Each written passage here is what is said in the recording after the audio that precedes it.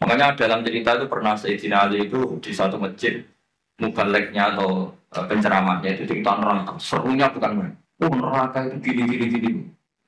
Memang neraka itu seru betul. Benda dimasukkan neraka itu jatuh sampai Qa'ri Jahannam paling bawah itu nunggu 70 tahun. Bisa dibayangkan kalau kita masuk ke sana itu naiknya kayak apa misalnya. Benda yang dimasukkan ke neraka dijatuhkan itu sampai bawah itu nunggu berapa? Bisa kamu bayangkan kedalamannya. Menghabiskan meteran berapa?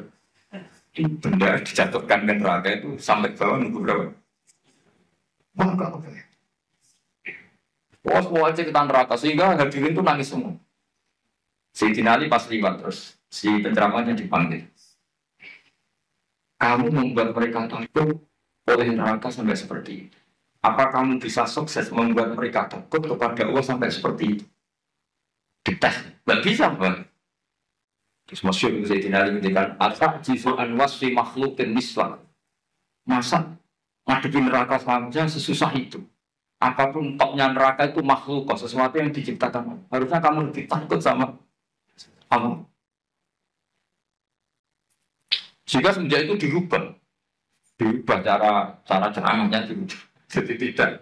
Karena tadi itu yang diikuti ulama-ulama tasawuf. Jadi ulama tasawuf itu orang yang mengembalikan pada akal waras. Ya kayak tadi, saya mengatakan ini hitam itu hanya karena apa? Ya memang warnanya hitam. Supaya saya jadi orang waras, kalau hitam tidak tak bilangkan hitam, tak katakan hitam. Sama, Allah itu Tuhan. Kapan saja Tuhan, dia sebagai Tuhan. Andai kan tidak menciptakan surga atau neraka, dia tetap sebagai Tuhan. Jadi kesetatusan Tuhan Allah itu tidak bikin neraka atau kita ini adalah orang yang sudah berdiri sama pendidikan. Untuk diangkat dosen apa tidak, kita tetap ngajar. Di mana saja, kapan. Senyum adalah kebaikan. Bahwa kamu sedang jadi pegawai bank maupun enggak, ya tetap semuanya harus peduli sama yatim piatu ya sudah satu kebaikan. Bahwa kita pengurus yayasan apa enggak, ya tetap peduli sama yatim. Ya, itu ilmu hakikat. Sesuatu itu dikembalikan pada proporsi. Itu termasuk yang diajarkan Sayyidina tidak salah. Sehingga kita kalau maknani fatakun naro sama fatakuni watakullah, kualitasnya itu tentu tinggi fattaqullaha atau fattaquni ya Allah. Karena Allah itu zat yang harus kita sembah, kita puja-puja, kita takuti ya sebagai Tuhan, sebagai Allah. Bukan nunggu karena Allah bikin surga atau sampai itu dalam ilmu tasawuf. Itu kita jadi ya, mungkin kelasnya tidak sampai seperti ini.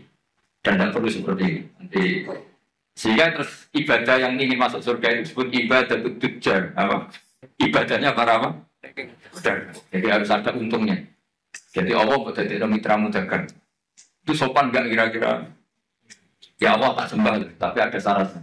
Apa? Ya saya harus masukkan ke berkata Allah kalau nyembahnya tidak benar tak kurangi. Ternyata poin kamu tak. Berarti kan jadi panjang, apa? Makanya masih ada guyonan. Ini guyonan sufi, tapi nyata. Ada orang nggak pernah maksiat, nggak pernah apa-apa. Gitu. Doa terus gak pernah maksiat, masuk surga. Ditanya, kenapa kamu masuk surga? Karena saya tidak pernah maksiat terus ditoa terus. Ya oke, kamu di surga. Umur kamu berapa? 80 tahun. Oke, kamu di surga 80 tahun. Protes orang. Ya Allah, ibadah saya, katanya surga itu selamanya. Kenapa 80 tahun? Kan kata kamu masuk surganya karena amal kamu kan? Kamu amalnya hanya 80 tahun, di surganya 80 tahun. Yang abadi itu fadl saya, anugerah saya. Ternyata ya sudah pasti sama masuk surga karena fadl kamu karena sudah jadi sudah karena artinya kalau kamu nyembah Allah karena ingin masuk surga, kemudian ibadah kamu konversi jadi surga itu berdurasi. Ya harusnya sholat seperti itu pahalanya hanya sekian sudah sekian saja. Makanya orang-orang tasawuf itu takut kalau ibadahnya seperti itu. Makanya orang tasawuf itu ikutnya ya walladzina amanu asyaddu hubban. Orang-orang yang mukmin itu harus sangat mencintai. Ya ibarat gini tuh, bapak-bapak yang nggak punya wanita lain atau nggak goda wanita lain itu ada yang karena takut, ada yang karena cinta. Keren man. Kalau karena takut sekali nggak konangan itu ya sudah lampu merah. Gitu. Tapi kalau karena cinta, konangan ya tetap nggak macam-macam itu. Nah itu orang-orang tasawuf, orang yang yang sangat mengagumi fitrah salimah, bahwa kita menyembah Allah itu ya karena dia sebagai Tuhan, bukan karena dia menciptakan surga atau apa. Itu bedanya, makanya Nabi Musa kembali ke ikhlas. Nabi Musa melakukan kebaikan sama putrinya Nabi Syuaib itu ikhlas. Nabi Syuaib memberi hidangan sama Nabi Musa juga apa? Yang putrinya yang agak banyak kepentingan tadi, orang ganteng, kalau mereka orang lain gimana? Akhirnya Nabi Syuaib ya sudah daripada gitu terus ini. Ya saya teruskan. Jadi faslun fi mukafatil ihsan bimisli al-afdal. Pakai cerita qalat inna abi yad'uka liyajziyaka ajrama saqaita. Cerita kedua ketika Nabi Ibrahim dapat tamu para malaikat menghentikan qalu salam. Terus Nabi Ibrahim dia qala salam. Jadi yang agak aneh tapi dengerin saja. Wastaqrada Rasulullah sallallahu alaihi wasallam dzikran wa radda ziyadatan faqala khairukum ahsanukum qadran. Jadi Nabi itu pernah berhutang, kira-kira kalau di Indonesia itu ya tentang anaknya sapi kalau bahasa Indonesia. Pedet, masa bahasa Indonesia pedet? Apa? Asam. Alasan Nabi itu kira-kira kalau di Indonesia itu ya hutang anak sapi, pedet itu. Tapi pas membayar pakai sapi. Sapi ini jangan dipakai alasan rentenir. Terus sahabat ada yang protes, ya Rasulullah, engkau kan hanya punya hutang apa? Anak sapi atau pedet. Kenapa nyaurnya bayarnya pakai sapi? Tetapi ngedikan khairukum ahsanukum qadran. Yang terbaik dari kalian adalah saat bayar itu lebih. Nah, ini yang masalah ini, makanya saya bilang ini masalah. Kata guru saya, kata bangun, kata bapak saya, Islam itu ngaramno riba, tapi yang ngaramno medit. Ya orang-orang soleh, sok ngaramno riba itu mau ngaramno riba, tapi nggak ngaramno medit. Sebenarnya diharamkan Islam itu dua, riba yang haram, medit yang haram. Sudah ini tidak usah dalam kan nanti jadi fitnah. Jadi yang diharamkan Islam itu dua sekaligus, loh. Riba yang haram, tiket juga. Coba sampean bayangkan, misalnya saya punya utang sampean 10 juta. Harusnya Januari kemarin harusnya sudah lunas sampai Februari. Jakarta ke sini naik pesawat, nabi saya pun ya pakai pulsa. Kirim utusan ya pakai utusan bayar. Setelah itu saya nyaur 10 juta pas. Padahal nagenya dia ke saya saja sudah menghabiskan tiket. Berapa? Tapi sampean bisa ngelihat, salahnya sendiri nanti, oh ya repot. Selama nakal itu ya karena ngelangkai apa? Janji. Pertanyaannya adalah kalau kamu nyaur pas 10 juta itu kerugiannya kan banyak. Tapi kalau kita mengatakan wajib nyaur plus uang kerugiannya, kita nanti mensyariatkan. Makanya sebetulnya Islam itu tadi ya mengharamkan riba, tapi yang mengharamkan itu aja nggak usah diteruskan nanti jadi fitnah. Tapi yang jelas Rasulullah itu pernah hutang apa? Sapi. Nyaurnya sapi. Ketika kita tanya jawab Nabi, khairukum ahsanukum qadran. Yang terbaik dari kalian adalah saat nyaur dikasih. Karena saya jadi kiai itu paling pusing, ngadepi itu paling pusing. Biasanya kalau orang-orang kampung saat rukun itu kan ponakannya khitanan atau kawin nikah itu kan dibiayai pastinya. Biasanya dijualkan sapi atau apa. Zaman itu tahun 70. Itu harganya sapi itu baru 3.000. Setelah 2005 alhamdulillah tukaran bentrok aja. Akhirnya kan ditagih, namanya tukaran ditagih. Yang utang itu senengannya, pasti aku mau tolong ewu, saya kita selalu tolong ewu itu ada dapat cilok. Lah yang utangi itu ingetnya itu pas itu jual apa? Sapi ya, si baik sapi. Dan akhirnya kita sebagai kiai kan bingung, tidak ikut makan uangnya tapi harus jawab. Terus saya jawab gini. Andaikan saya jawab langsung putus enggak Pak? Kalau langsung putus tak jawab, kalau enggak mau. Kan rugi sudah di kiai kan ternyata enggak final kan enggak keren. Enggak Gus, kalau sekali jangan jawab kita taslim, kita menerima. Ya sudah kata saya, bayarnya sapi saja. Ya bayarnya sapi saja, saya enggak mau jutaan. Tapi ternyata yang utang ini berengkel. Gus sapinya itu andaikan masih itu anak cucunya sudah keren. Wah repot kalau gini. Jadi dia nggak mau dibayar satu sapi harus plus anak cucunya. Apalagi kalau sapinya sering selingkuh anaknya. Tapi yang utang itu tidak kalah pinternya. Itu nak urip sapi mula nak mati. Wah repot ini. Makanya saya itu kadang sama orang awam sih yang mangkel karena itu kan. Coba, sampean kalau jadi kiai, kalau Anda dalam posisi saya milih mana? Milih pakai ukuran apa? Karena kita riba ya takut, medit ya. Misalnya saya bilang, ya sudah katanya sudah setuju kalau sudah saya ngomong pasti final ya udah terus. Pak Suruh nggak usah.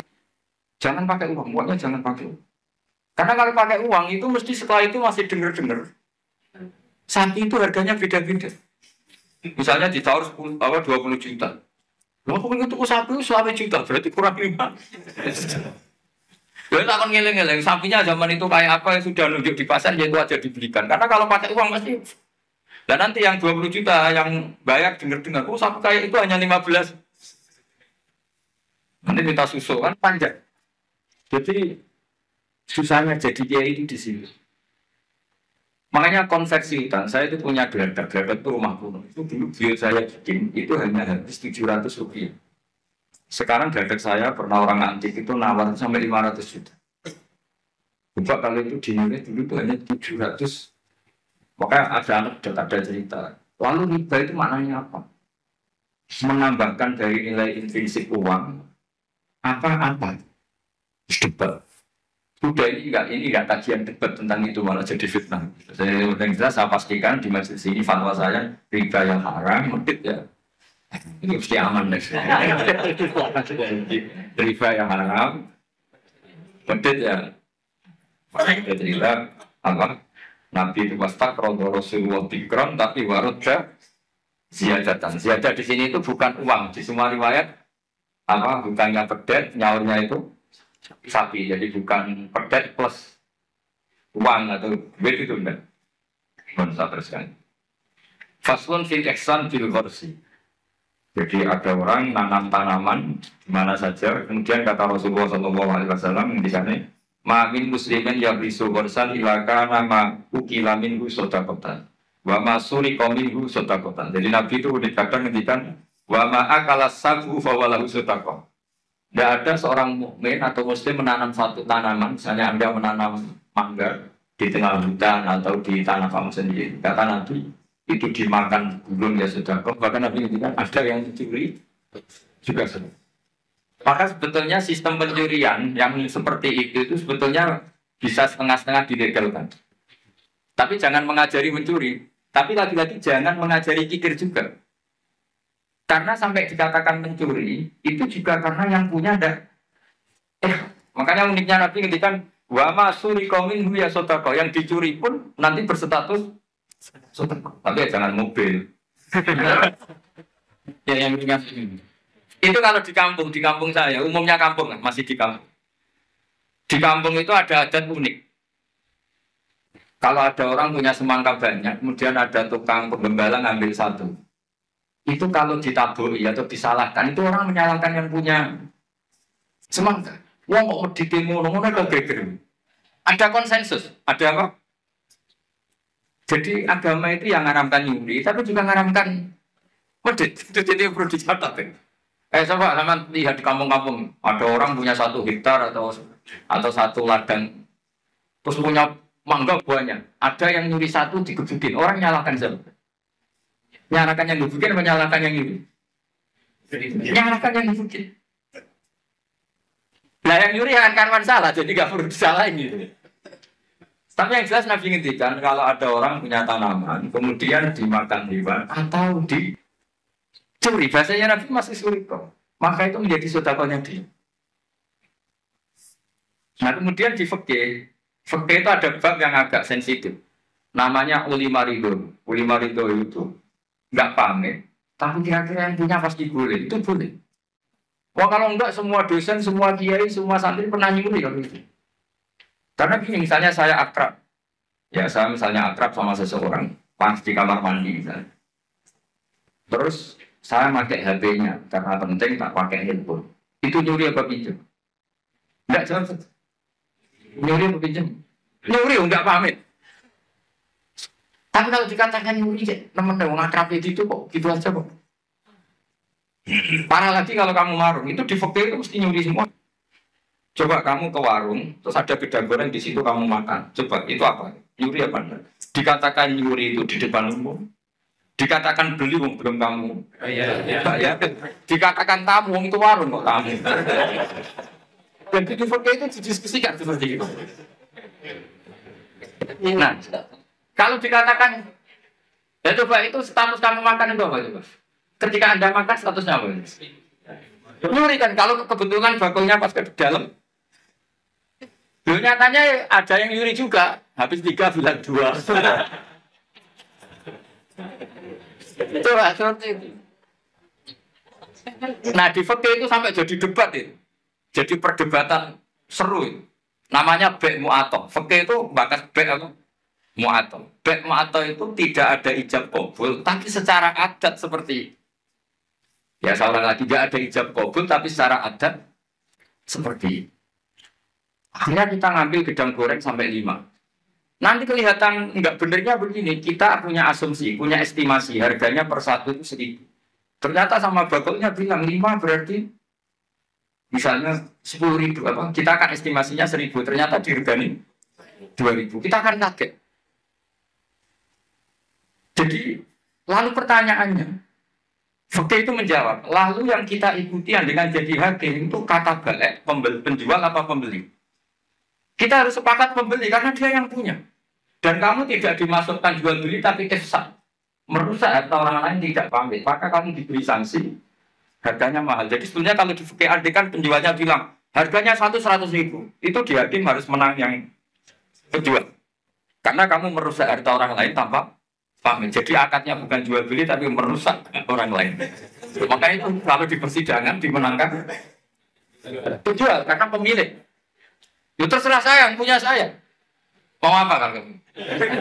Kamu aja selonang-selonang apa? Makan yang nyuruh. Makanya saya pernah kenal sama Kiai Jawa Timur, itu orangnya khusyuk. Itu kalau marun itu sampai bakalnya mantel. Teman saya mondok. Bu, ini gedang goreng gini pinten. 1.000 dek, ini dibayari 1.000, baru dimakan. Masih di tempat itu dia kepengen lagi, akad lagi. Bu, ini pinten. Ini tela goreng harganya pinten 1.500 dibayar lagi. Saking ininya akadnya itu jelas.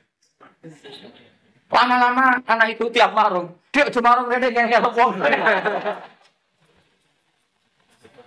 Jadi kadang orang bener itu yang repot no. Orang bener itu kadang yang repot, tapi itu memang bener betul. Nah, makanya di fikih itu ada bab namanya bab polimar itu. Di kampung itu kalau ada orang punya semangka 1 hektar atau punya pohon mangga, kok orang ngambil 1 pamit itu mesti dimarahin kalau orangnya dermawan. Cung ngono kok paham. Kena butuh yang berjupu. Makanya saya katakan nyolong ya haram, tapi medit juga. Ya itu aja, nggak usah berarti Gus Pak ngalautan nyolong ya enggak. Kamu itu gak menyimpulkan sekacau itu ya enggak seperti itu. Tapi ini saya nyamak nanti hadis. Kenapa Nabi ngintikan bahwa masuri kaum sodako yang dicuri pun berstatus sodako karena bahasa nyuri itu bahasa yang sudah ngekot. Dikatakan nyuri karena nyatanya tidak pamit.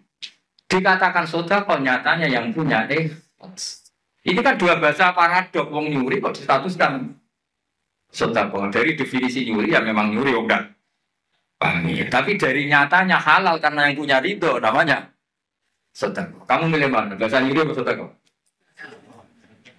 Ya nyurinya ada. Sedekahnya juga ada. Ini jelas ini hadis sahih wa ma sulika minhu sedekah. Terus wa ma akala sabu fa wala sedekah. Misalnya yang makan itu burung atau apa ya juga jadi sedekahnya dia. Makanya di fikih bab paling sulit namanya bab mu'athah. Itu perdebatan Imam Syafi'i dan Abu Hanifah. Mu'athah itu adalah satu akad jual beli yang ditentukan oleh adat. Tidak ada ijab qabul. Ya itu tadi kayak orang marun tadi. Orang marun lalu makan gedang goreng itu statusnya apa? Atau naik bis.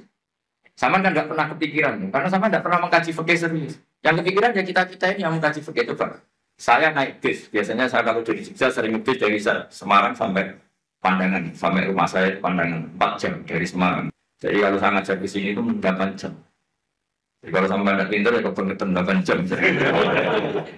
Coba sampai sekarang misalnya saya mau ke Jakarta, ada bis tak stop, berhenti kan, terus saya naik. Setelah 100 kilo atau 50 kilo baru ada tarikan uang, bayarnya sekian. Lalu sebelum Anda bayar, kita punya apa? Pinjam apa gasap? Nggak pinjam apa gasap? Dikatakan gasap kan supirnya yang berhenti. Terus dikatakan pinjam, nyatanya nanti disuruh bayar. Dikatakan bayar di durasi waktu itu belum bayar, statusnya apa?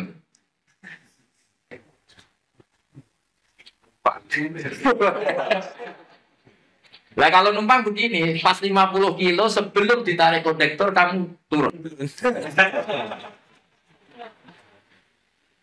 Jadi fakta itu punya sekian VR. Makanya di fakta itu mau tidak mau harus ada bab baru. Bab bagaimana transaksi sing lima itu tidak ada akad yang verbal maupun eksplisit, tapi sudah diketahui kali itu pasti itu. Ya kayak tadi, namanya bakul, ada orang makan gedang goreng itu ya seneng karena dianggap dianggap kepayan. Tapi yang makan ini masanya punya estimasi, yang mulai masalah kan punya estimasi. Kemudian nak sanggup pas 2.000, ternyata di luar dugaan harganya 5.000. Makanya kalau kita sebagai kiai, saya sering punya santri yang pedagang gitu. Mesti pesan saya, tolong tarif harga itu dikasih. Makanya kayak warung Padang, beberapa warung yang sudah gitu, pasti didian dia itu disuruh apa, nulis apa? Tarif apa? Harga. Karena kalau akad-akatan terus kan capek ini yang bakulnya. Ampun tuh dia kalau badi yang bener gedang goreng ini harganya berapa? 1.000 dibayar. Itu anaknya orang sufi. Saking sufinya bapaknya itu dulu era Wesel itu gak pernah di Wesel. Karena bapaknya itu orang sufi. Nanti kalau Wesel itu uangnya ketukar sama uangnya orang lain, ini yang dikasihkan tidak uang saya, tapi uangnya orang sufi. Jadi kalau ngirim anak itu masih ada orang sufi itu. Kalau di UI kayaknya nggak pernah ada. Sudah modern sekali. Sampai segitu karena takut uangnya itu ketukar. Yang kamu terima itu tidak uangnya bapak, tapi uang orang lain. Coba seperti itu sah nggak? Misalnya Wesel online. Yang dikasihkan uang kamu apa uang orang lain? Boleh tidak? Itu kalau menurut teori profesional kan nggak boleh. Mau miliknya orang lain kok di. Yang menjadikan boleh karena apa? Ulama ridho, orang lain itu juga ridho karena tergantung. Kalau kamu ngajukan kredit ke bank, uang yang dikasihkan kamu itu uangnya bank itu uang orang banyak. Pamit nggak? Wah ini bisa panjang kalau secara fikih. Makanya fikih itu ada bab nanya bab ulima ridho, ada transaksi yang tidak eksplisit juga nggak verbal, tidak ada ijab kabul, tapi ulima ridho. Kira-kira orang itu. Jika di kampung-kampung menurut saya adat itu bijak sekali. Kalau ada orang pengembala, tapi kalau dosen ya jangan, kalau kiai ya jangan. Itu kalau ngelak ya ngambil juga milik orang yang banyak. Jangan yang orangnya miskin punya pohon hanya satu, yang kira-kira punya banyak diambil. Itu kalau yang punya dipamitin. Pak, tadi saya ngambil di ganjengan itu gimana? Ngomong kok pamit ya cocok. Karena dianggap satu sepele yang harus diridhokan. Akhirnya gara-gara pernah satu itu nggak perlu pamit, yang lainnya ikut-ikutan. Lah yang mulai banyak itu yang belum kayak gitu. Jadi kalau satu dua kan dimaklumi. Jika dalam tradisi ilmu tasawuf itu kalau sholat ya sholat saja. Kriminal besar kalau dalam ilmu tasawuf orang sholat ingin masuk surga itu kriminal besar itu kalau dalam ilmu tasawuf. Makanya masyhur itu kan Nabi Isa disuruh sama Allah, kamu sana ke gunung sana. Pertama ketemu masyarakat yang sholat terus ibadah terus sampai kurus semua. Ditanya, kenapa kamu ibadah sampai kurus seperti ini? Karena kita ingin masuk surga. Kata Nabi Isa,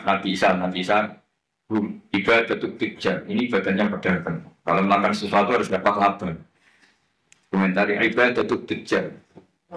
Terus jalan lagi, ketemu orang yang sama, yang kurus, yang ibadah terus. Ditanya, kenapa kamu ibadah terus? Kita takut neraka.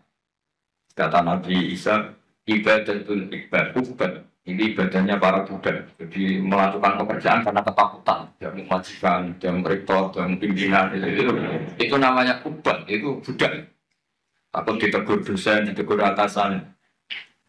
Terus Kelompok ketiga, itu orangnya happy. Coro Jawa itu badannya klemis. Klemis itu nyaman.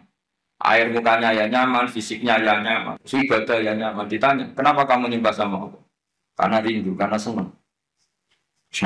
Nabi Isa ikut gabungin. Ibadatul muhibbi, ibadahnya orang yang dicintai. Karena sebetulnya Allah itu yang tersinggung. Masyhur itu dalam riwayat hadis qudsi Allah ngendikan gini. Ada orang soleh ibadah terus. Kenapa kamu nyembah saya? Ya karena saya ini masuk surgamu ya Allah. Yang satu ditanya, kenapa kamu nyembah saya? Saya takut nerakamu ya Allah. Dikata Allah, laulam akhluk jannatan wala naran alam akun ahlan an uto'an. Itu masyhur. Sama harus hafal hadis itu supaya nanti ikhlas. Ya dihafalin aja, gampang hafalannya. Laulam akhluk. Andaikan saya tidak menciptakan, akhluk itu mutakalim, jannatan, saya tidak menciptakan surga, walanaron, dan tidak menciptakan neraka. Alam akun ahlan anu to'ah, apa tersapu itu rapantes buat sembah. Jadi tetap pantas sih. Nah itu makanya saya itu kalau ngaji di mana-mana tuh bikin analogi. Saya orang yang sering bikin analogi tentang ilmu-ilmu hakikat. Misalnya gini, sama nggak tanya, ini ini warnanya apa? Sama jawab apa? Hitam kan? Minta bayaran apa enggak? Enggak kan? 1 tambah 1 itu berapa? 2. Kita biasa ikhlas mengatakan 1 tambah 1 2. Tidak bilang gini, kalau dikasih 1 juta tak jawab 2, kalau enggak tak jawab 4. Enggak begitu kan? Artinya kita sering ikhlas mengatakan 1 ditambah 1 2. Itu ikhlas sekali. Enggak ada yang bayar yang jawab 2. Tapi kenapa saat Anda mengatakan Allah Tuhan juga itu hakikat, nunggu digajar surga? Itu kan kacau sekali di dalam. Kita sering ikhlas mengatakan kebenaran. Misalnya 1 tambah 1 2. Ini meja warnanya hitam. Ikhlas gak teman? Ikhlas. Tapi saat Anda mengatakan Allah itu Tuhan, minta surga. Ya tapi maklum kamu tidak usah ke sana, nanti gak jadi dosen, jadi wali, nanti repot. Ya ini cerita aja, cerita bahwa dosen juga bisa jadi wali. Tapi nanti kalau latihan ya itu nanti. Gak usah gaji, gak usah penghormatan, gak usah macam-macam. Bisa masalah kan? Masalah di rumah, maksudnya gak masalah di kamu. Tapi itu memang latihan, ilmu itu harus dilatih. Sehingga kita ini sama Allah malu. Malunya adalah saat kita mengatakan 1 tambah 1 2 tidak karena upah, hanya karena ingin kita ngomong hakikat. Hakikatnya memang 1 tambah 1 2. Nah Allah itu hakikatnya Tuhan. Di mana-mana Tuhan itu ya layak disembah. Makanya kata Allah, nanti kan saya tidak menciptakan surga atau neraka. Apa lalu kamu tidak nyembah saya? Bisa saja orang ini jawab, ya enggak lah, Gusti rugi ngapain? Ini kan masalah gitu deh. Makanya sebenarnya Allah itu tersinggung sama orang-orang yang nyembah karena surga atau karena. Tapi karena Allah itu zat yang baik, meskipun tersinggung itu ya baik-baik saja. Ini bedanya Allah sama makhluk. Artinya Allah itu zat yang sangat rahman, sangat ghafur. Meskipun tersinggung itu ya nggak apa-apa, tetap mengapresiasi ibadahnya orang-orang, kemudian diberi pahala apa? Maka dalam cerita-cerita sufi itu masyhur itu. Suatu saat Robi Adawiyah itu bawa api, bawa oncor. Kalau dulu itu oncor. Ngerti nggak apa? Obor itu. Yang satu bawa air 1 gelas. Ditanya, kamu mau kemana? Mau bakar surga dan memadamkan neraka. Kenapa? Doanya Robiah yang paling masyhur gitu. Ya Allah, jika saya menyembah Engkau karena ingin masuk surga, haramkan saya selamanya tidak akan masuk. Dan jika saya menyembah Engkau karena takut neraka, neraka akan saya isi sendiri, tidak usah diisi sama saya saja. Karena ini sudah ilah dari jati hakikat. Kalau kita bisa mengatakan 1 tambah 1 2 itu ikhlas tanpa presentasi apapun, kenapa mengatakan Allah Tuhan nunggu digaji surga? Jangan-jangan di hati kita kalau nggak ada surga kita tidak mengatakan Allah itu Tuhan. Jangan-jangan kalau kita tidak jadi dosen UI tidak peduli sama perjalanannya Islam di Indonesia. Jangan-jangan kalau saya nggak dikiaikan di UI saya tidak peduli sama perjalanan Islam di Indonesia. Itu kan lama-lama gitu. Saya senyum karena profesi saya pramugari. Di rumah kan tidak pramugari lagi, maka nggak perlu senyum. Kasihan suaminya. Maka bahaya sekali kalau seperti itu. Dosen di kampus pengajar, di rumah tidak pengajar tapi penghajar. Itu nggak boleh seperti itu. Kalau dosen di kampus harus dosen di rumah. Kalau senyum di pesawat harus senyum di rumah karena senyum itu kebaikan. Kalau di pesawat baik ya di rumah baik. Ngajar itu kebaikan. Kalau di kampus baik ya di rumah. Allah itu Tuhan di mana-mana, Tuhan kapanpun sebagai dikatakan oleh Sayyidina Salam beda ada cerita. Ya, ulang lagi ya, kelebihannya kitab ini adalah misalnya satu cerita yang linier, tapi nanti menjadi kesimpulan hukum. Kita tahu Nabi Musa itu orang Israel yang hidup di Mesir. Mesir dulu bahasanya Al-Qibti. Makanya sekarang jadi Egypt. Jadi kalau dulu orang Arab dulu bilang apa Al-Qibtiyah, apa? Al-Qibtiyah. Sehingga kalau mengistilahkan di antara istrinya Nabi namanya Maria Qibtiyah. Artinya berbangsa apa? Mesir. Jadi bahasa Mesir itu sebenarnya salah karena Misro itu artinya kota. Namanya itu ya Qibtiyah itu. Kalau Misro itu namanya kota. Nabi Musa hidup di Mesir, kemudian dianiaya oleh Firaun ini, kemudian beliau mau dibunuh, melarikan diri ke Madian. Melarikan diri ke Madian ini dirawat sama Nabi Syuaib. Nah, asal muala cerita, beliau di kawasan Madian, saya pernah jual di Musa itu sekarang ikut di Jordan. Jadi Madian sekarang itu ikut